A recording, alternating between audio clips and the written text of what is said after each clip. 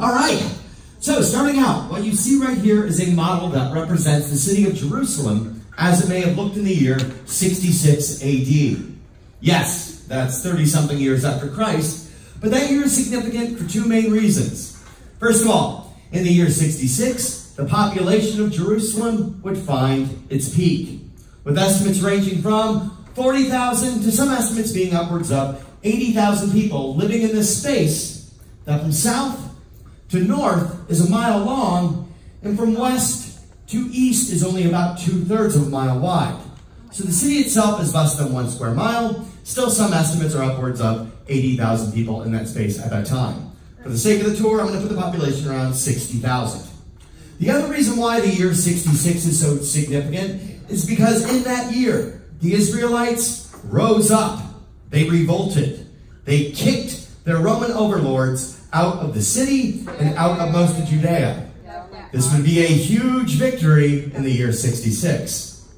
4 years later, it would turn out to be a devastating loss, as Rome would return with a vengeance. The loss of life would be astounding, and every single structure that you see here in this model, save for only 2, would be completely destroyed, just razed to the ground. And now we get to what the 2 remaining structures were towards the end of the tour. Now, the whole tour is going to take about 15-20 minutes. I'm going to start right here at the temple.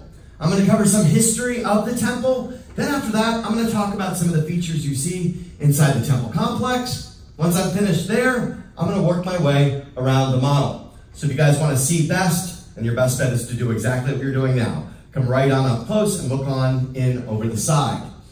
General rule of thumb, if you want to see best, go into the light. So wherever the light shines, here, over here, just go into the light. Also, if you have any questions, just save them for the end of the tour. I will take some questions once I wrap up. So, starting out with some history of the temple. The first thing I want to point out is that what you see right here, this is not Solomon's temple. Solomon's temple was built about 1,000 years before Christ. It was beautiful and magnificent, and it stood for approximately 400 years. Then, along comes a man named King Nebuchadnezzar and his armies. They come into town, they destroy Solomon's temple, and they bring the Israelites into captivity way over into Babylon. What's now modern-day Iran, Iraq, about 700 miles to the east. They spend 70 years in captivity. Eventually, under King Cyrus the Great, they are allowed to return home because Cyrus was a good king to them. When they return, they build another temple. That temple is known as Zerubbabel's temple. And Zerubbabel's temple was vastly inferior to Solomon's. In fact, it's said that when the elders of the community that remembered Solomon's temple from their childhood, when they saw Zerubbabel's temple unveiled, they wept and tore their clothes. It was that far inferior. Nevertheless, Zerubbabel's temple would stand for another 400 years. Then, along comes a man named King Herod the Great, and we get up close to the New Testament. Now, Herod was known as the Great because he was a great architect, a great builder, and a great city planner. He was not known as King Herod the Great Guy, partially because he was a bloody tyrant who killed lots of people, including his favorite wife, but he wanted to look like a good guy. So what Herod decides to do is to build the Israelites a center of worship that they can be proud of. On top of Zerubbabel's temple, he has built what you see right here. Construction on this temple would start around 20 BC. Herod the Great dies just about the time Jesus is born, around 4 BC. Then Herod Antipas will eventually take over after that. Construction on this temple will last around 80 years, making it completed with all the bells and whistles in the early 60s, just in time to be destroyed by Rome in 70 AD. So, some things I'm going to point out inside the temple complex. First of all, there is this outer court, all the way out here. That outer court is called the Court of the Gentiles. It's named that because anyone was welcome to be in the Court of the Gentiles. But only if you were Jewish would you ever pass this gray barrier right here. That gray barrier is called the soreg. And the soreg had on it signs that in 2 to 4 different languages would have explicitly told you, you shall not pass. Because if you went past the soreg and you were not of the Jewish faith, you could be put to death. They obviously took this very seriously. Moving into this court here, we have the court of the women, saying that because men or women of the Jewish faith were welcome to be in this court. Moving up these stairs, you'll find the Nicanor Gate. You could leave your sacrifice with the priest here at the Nicanor Gate, and the priest would continue on with that sacrifice into the court of the priests, or the court of the Kohanim. 2 things in that court. First of all, this large stone structure right here. That stone structure is called the altar of burnt sacrifice. And when I say large, I mean it's 48 feet square by 15 feet tall, which makes just that altar larger than this model showroom and taller than the ceiling by about 1 foot. It had a big ramp that led up to the top. The priest would shuffle up that ramp and he would offer that sacrifice over that flame, and that flame was not to go out. It was to stay burning at all times. Next to the altar of sacrifice is a giant bronze bowl. That bronze bowl is called the Brazen Laver, or the Brazen Sea.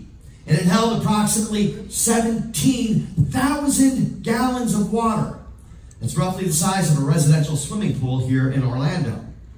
That water was said to be drained daily, so it would have needed to be refilled daily. I'll get to how it was supplied with water later on in the tour. Moving on, I want to point out that the height of the temple structure you see right here is around 160 feet tall.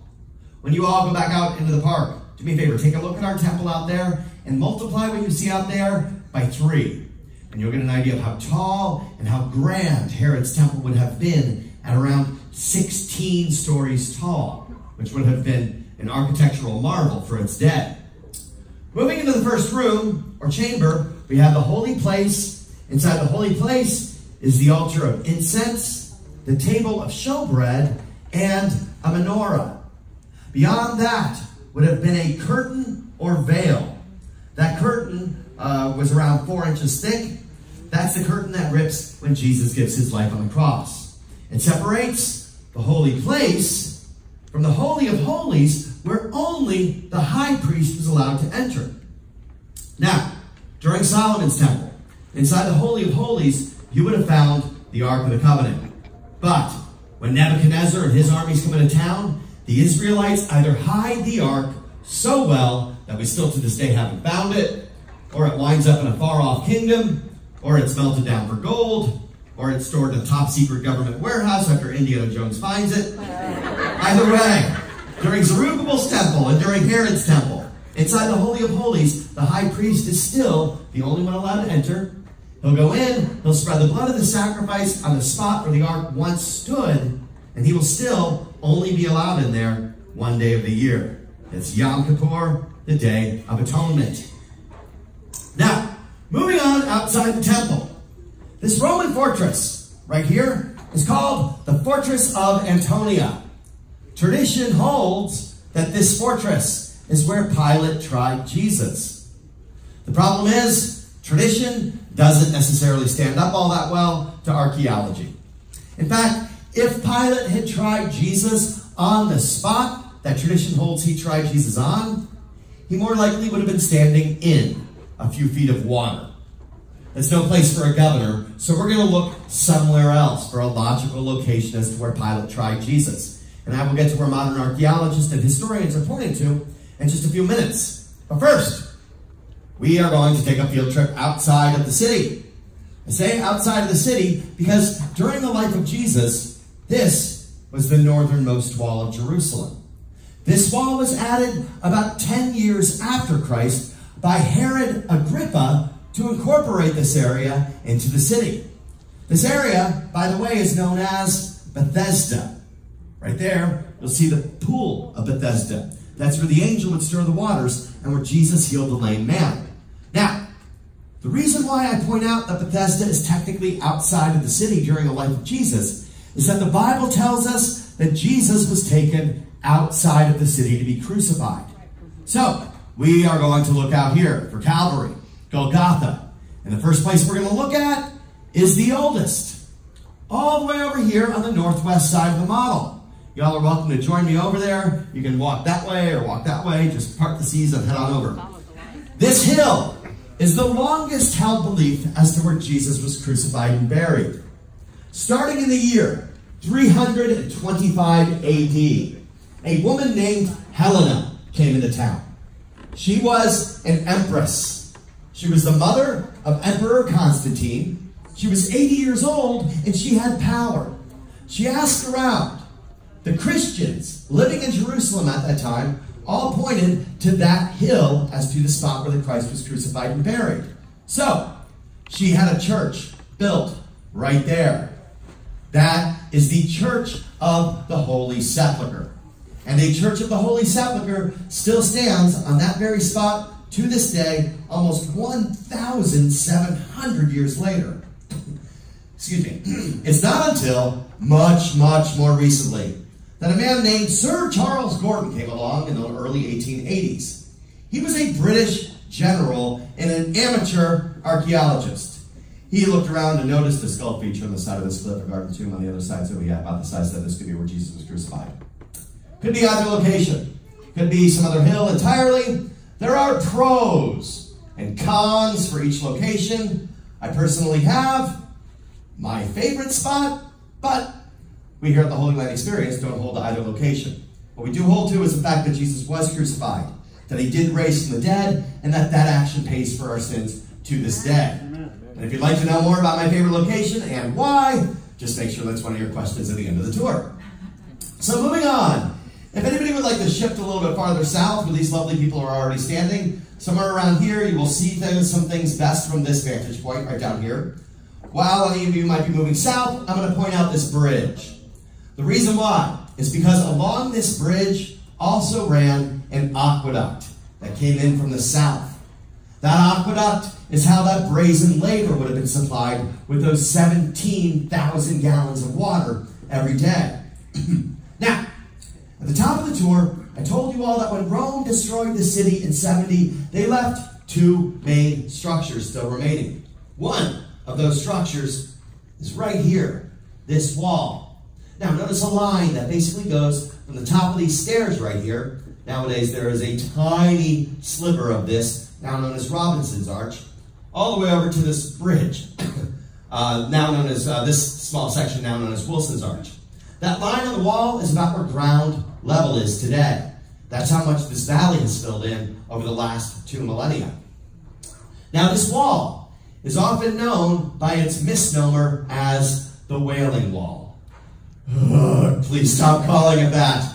More accurately, this is the Western Wall. And the Western Wall looks something like that right there. And if you go to Jerusalem and you see people praying at the wall, that is where they are standing. Right there at the, say it with me, Western Wall. Yes. Yeshua ben Joseph himself would have walked right past that wall in the days he walked the streets of Jerusalem. So, the Western Wall was one thing left standing by Rome when they destroyed the city in 70. The other thing was built by Rome. You could see it from anywhere in the city, and Rome could see you from it. That other thing left standing is this tower right here, the Fatzael Tower. I am coming right back to this tower in just 1 minute. But first, I'm going to talk briefly about Herod's palace. Herod the Great had it built, and he would stay there when he was in town, which was not all that often. Herod the Great and all the Herods that followed, Antipas, Agrippa, they came into town during those popular Jewish holidays like Passover and Yom Kippur, when, according to the Roman historian Josephus, millions of people of the Jewish faith would be camped surrounding the city on pilgrimage. Millions! According to Josephus, who tended to exaggerate numbers to make Rome look stronger, most likely it was in the hundreds of thousands, but Herod would come into town for those times of year. Other people that stay in Herod's palace are high-ranking government officials, like the governor. Governor Pontius Pilate would have also stayed here at Herod's palace when he was in town. Pilate actually spends most of his time about 60 miles northwest of here in a town on the coast called Caesarea. He comes to the town for those popular holidays to keep the peace, and when Pilate's in town, he will also stay right here. Now, earlier, I was telling you all that tradition holds that this fortress is where Pilate tried Jesus. But archaeology would beg to differ.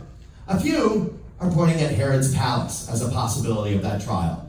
I don't love that location. A whole bunch of commoners inside of a gorgeous palace like that for royalty only. Nah, my favorite location, and many others, is right here, the Bethesda Tower.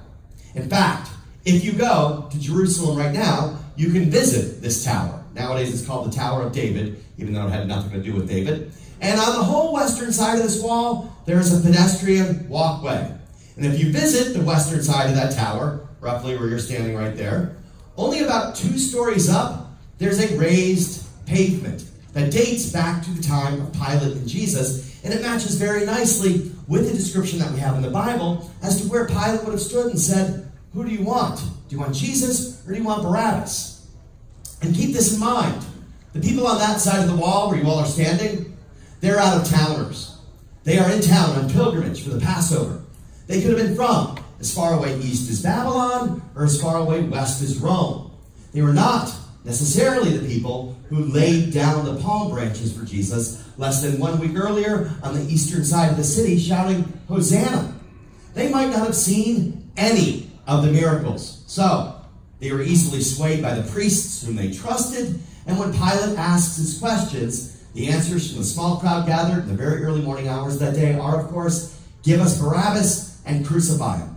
So it's very possible that Jesus was tried right here at the Bethesda Tower. He would have seen Herod somewhere in Herod's palace, back to the tower to be tried by Pilate, making this whole complex the Praetorium, and then taken outside the city to be crucified out here in Bethesda. Now, moving on, we're almost done. Just 2 more areas to cover, and they will go pretty quickly. Up here is Mount Zion. It's nice to live uphill. Some things haven't changed in 2,000 years. Also keep in mind, with 60,000 people potentially living in this small space, just think of the animals that would also live in that space. And what animals do. And all trash and all the rubbish, all of that would have eventually made its way downhill. So it's less desirable to live down here in the valley, and if you have the money, you're going to want to live up on Mount Zion. Also, if you have the money, you have the potential to afford a second floor to your home. Building materials were not cheap in this very arid region. You basically had to quarry out your own limestone. So, we are going to look up here for 2-story homes. Specifically, 1, the upper room. And in our model, that right there is our upper room. Sir, do me a favor. You look like you have arms long enough. Can you reach right over and lift the lid straight up off the upper room? Yep. Auntie M. Okay, so you can count 13 people in there. I'm guessing the model makers made that to represent Jesus and the 12 disciples. In reality, though, the upper room is much larger than that. Thank you very much, sir. You can put that down wherever you'd like. Thank you. So, the significance of the upper room. Of course, Jesus will have the Last Supper, that last Passover Eve, with his disciples there inside the upper room. After he's crucified, his disciples and his followers will all flock to the upper room to figure out what happened, what to do next. Doubting Thomas will touch the wounds in Jesus' hands and side there in the upper room. Pentecost will happen at the upper room. In fact, James, the brother of Jesus, will continue his brother's ministry there inside that building. Back then, the upper room is known as the synagogue for the followers of Yeshua. And it serves as basically one of the first church buildings until, of course, it too was destroyed by Rome in 70 AD. Now, finally moving downhill here to the Thyrimphian Valley. By the way, Thyrimphian or Tyropian means cheesemaker, so we know the Israelites had their priorities in the right place. Blessed are the cheesemakers. Now, with 60,000 people potentially living in this small space, I doubt that they have the luxury of yards and parks, as these seem to be. No, you are living up close and personal to your neighbor. Now, during the heat of the day, you didn't want to spend your time indoors. Just think of Florida in the summertime without air conditioning. Yeah, nowadays, we just call a repair person and go to work. But back in that day, you would take your chores up to your roof. You would do things like take the heat of cooking up to your roof. You could do laundry on your rooftop. Bathsheba would have been bathing on her roof about 1,000 years earlier, somewhere in the oldest part of the city right here. Don't worry, we don't have that figurine. You would also have your family meals up on your roof. So would your neighbors. If you had news, you could casually lean over and share that news with your neighbors and their entire families dining next door. It was like Facebook with 70 friends. If you had really good news, you would yell that good news from your roof. That's why Jesus tells us to shout the good news of the gospel from our rooftops. I don't suggest that any of you all take that literally and go home and climb up onto your roof and start shouting things because someone's going to call the cops. But be that example of Christ's love, acceptance, and forgiveness. Live that out loud every day of your life. I hope you all enjoyed the tour. There's some more information on these maps right back here. I'd be here forever if I covered all the little details in that. Just remember a few of the things I pointed out that are different nowadays. Also, there's some really good reading materials over here. I have read about 3 of those books myself. I will stick around for a few questions if you got them. I hope you all are blessed by everything you see and experience today. Shalom, Merry Christmas, and Happy Holidays. Where's your favorite place? What's your favorite place and why? Okay, my favorite place and why. Obviously, I go strongly with the Church of the Holy Sepulchre.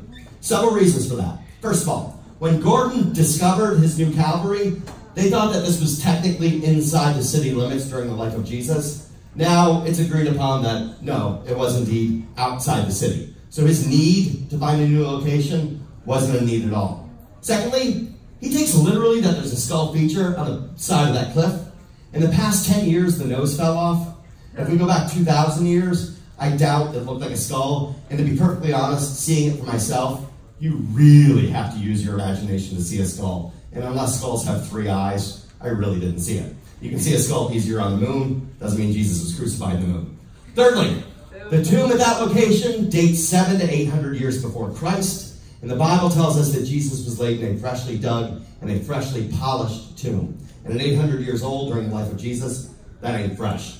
For the Church of the Holy Sepulchre, we have a match on the structure of the tomb that it seems to match that age. Also, we have a match on the description of the Bible where Mary would have had to look down into the tomb. And also, speaking of the tomb, recent testing has been done at that site. They realized that that site has not moved in 1,700 years. It's not like the church went across the street at another tomb and then came back. No, it has been exactly there the entire time.